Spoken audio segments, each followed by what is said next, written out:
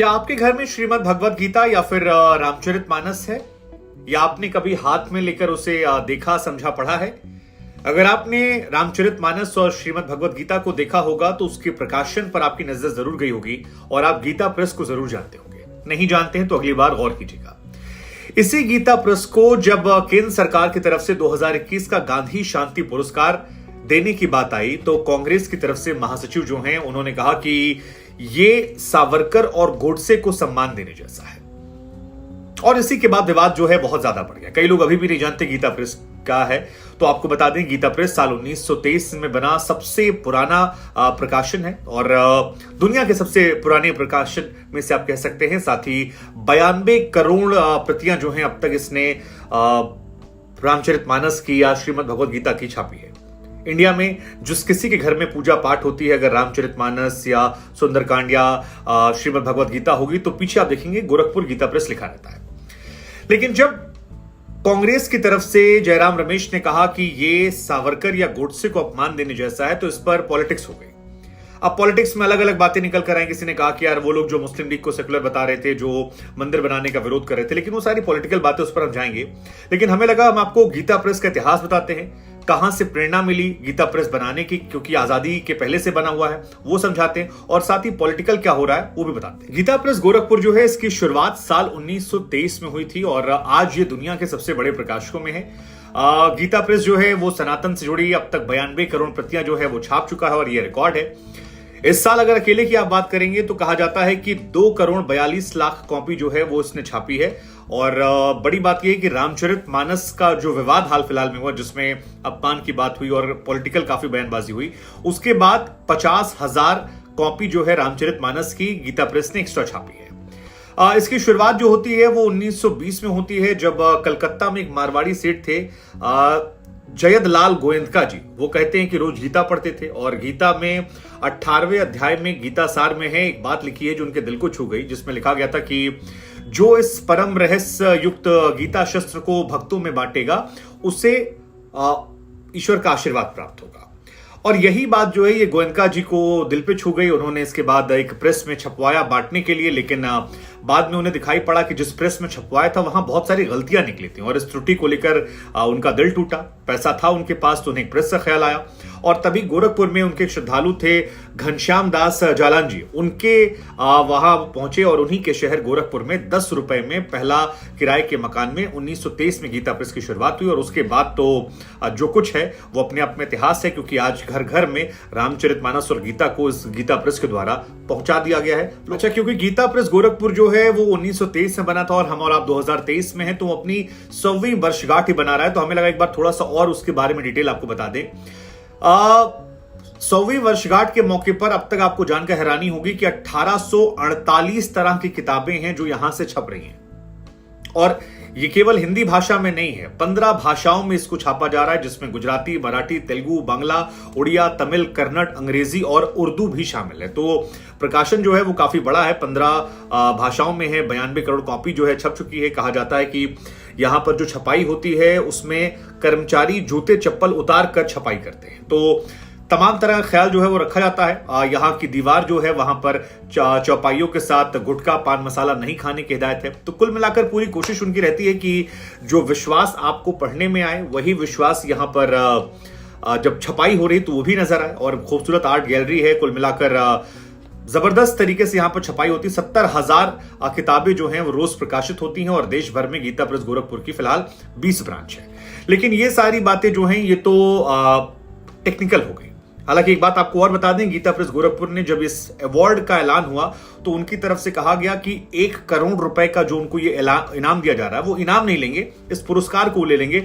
इनाम की राशि जो है वो उसको कहते हैं कि हमारे यहाँ चंदा नहीं ले आता है, इसलिए हम चंदा या आर्थिक मदद जो है वो कहीं से भी नहीं लेंगे, चाहे वो इनाम। लेकिन ये जो कहानी है ये तो गीता प्रेस की हो गई। अब बात करते हैं पॉलिटिकल विवाद को लेकर। पॉलिटिकल विवाद क्या है? तो पॉलिटिकल विवाद गुरु ये है कि 2021 में इसे शांति पुरस्कार के तौर पर इनाम दिया गया गांधी जी का, और जयराम रमेश अपने ट्वीट में लिखते हैं कि 2021 में गांधी पुरस्कार के लिए जिस गीता प्रेस को सम्मानित किया गया है, जो अपने 100 साल पूरे कर रहा है, उसको लेकर राइटर अक्षय मुकुल ने 2015 पर एक बायोग्राफी लिखी थी और इसमें इस संगठन के महात्मा गांधी से संबंधों, राजनीतिक, धार्मिक और सामाजिक एजेंडे पर साथ चल रहे लड़ाइयों का जिक्र है। उनकी तरफ से लिखा गया, जयराम रमेश की तरफ से, कि जो ये प्रकाशन गीता प्रेस है, इसको ये पुरस्कार देना एक तरीके का मजाक है।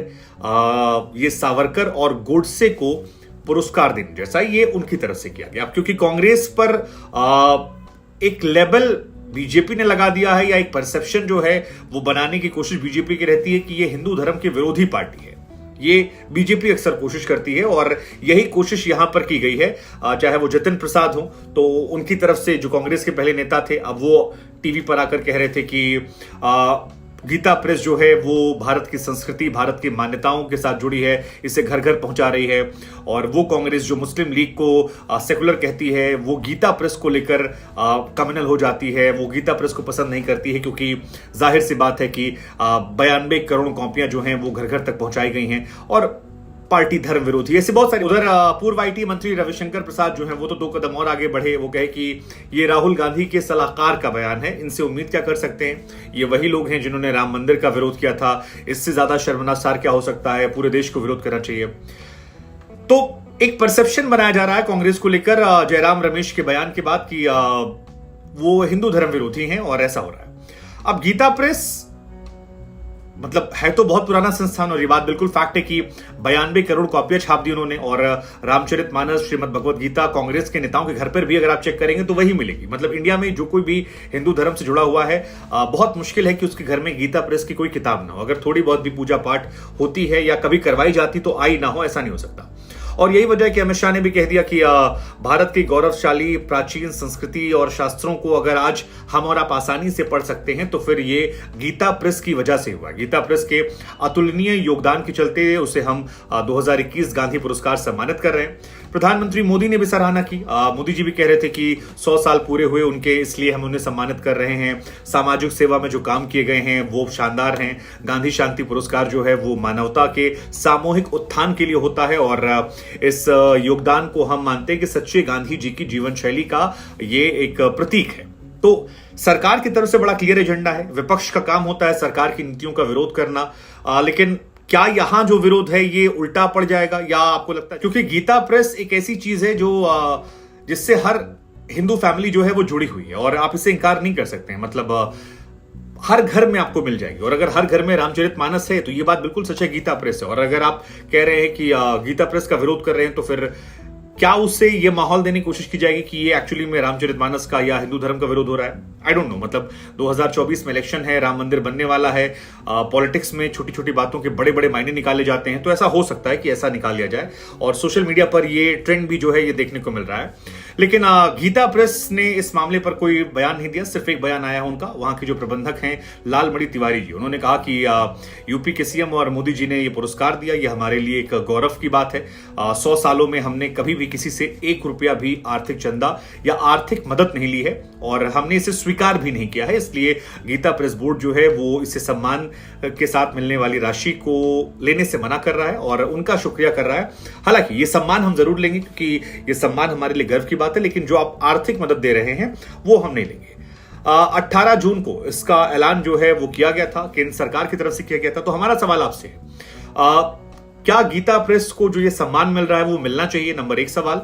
दूसरा, क्या कांग्रेस ने इसको लेकर जो विरोध जताया है ये जरूरी था, या ये अननेसेसरी था कि जरूरत नहीं थी इसकी, इस मामले को जान नहीं सकते थे, या इसका हिंदू मुस्लिम एक बनाया जाएगा? अगर आपके घर में श्रीमद् भगवत गीता या फिर रामचरितमानस है तो आप गीता प्रेस को जरूर जानते होंगे। नहीं जानते हैं तो कभी ये रामचरितमानस या गीता पलट कर देखिएगा, उसका प्रकाशन जो है वो गोरखपुर गीता प्रेस से होता है। लेकिन 1923 में बने इस प्रकाशन को जब केंद्र सरकार ने गांधी पुरस्कार 2021 से सम्मानित करने का ऐलान किया, तो कांग्रेस के नेता जयराम रमेश ने कहा कि ये गोडसे या सावरकर को इनाम देने जैसा है। इसके बाद विवाद हो गया। बीजेपी कह रही है कि यार जो लोग मुस्लिम लीग को सेक्युलर पार्टी बता रहे थे वो गीता प्रेस का विरोध कर रहे हैं। विरोध इसलिए कर रहे हैं क्योंकि 92 करोड़ कॉपियां छापी इन्होंने और घर घर तक हिंदू धर्म की चीजों को पहुंचाया है। हमें लगा पॉलिटिक्स हम साइड में रखते हैं, आपको गीता प्रेस गोरखपुर के बारे में बताते हैं। 1923 में इसकी स्थापना हुई थी, 100 साल हो गए हैं। अभी 1848 किताबें छपी हैं इनकी और 15 भाषाओं में छपी हैं। 92 करोड़ से ज्यादा कॉपियां जो हैं वो बांट चुके हैं।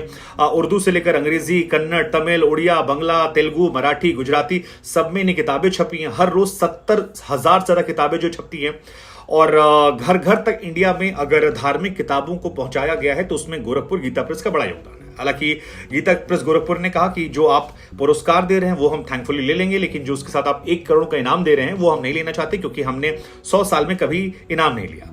अगर आप नहीं जानते, आपको बता दें कि 18वीं शताब्दी में एक सेठ जी थे गोयंका जी, वो बंगाल के थे, वो गीता पढ़ रहे थे, उन्हें वहां पर एक अध्याय पढ़ा और उसी के बाद उनको आइडिया आया, गोरखपुर में आकर इसको स्थापना की और बाकी जो है वो आज इतिहास है। लेकिन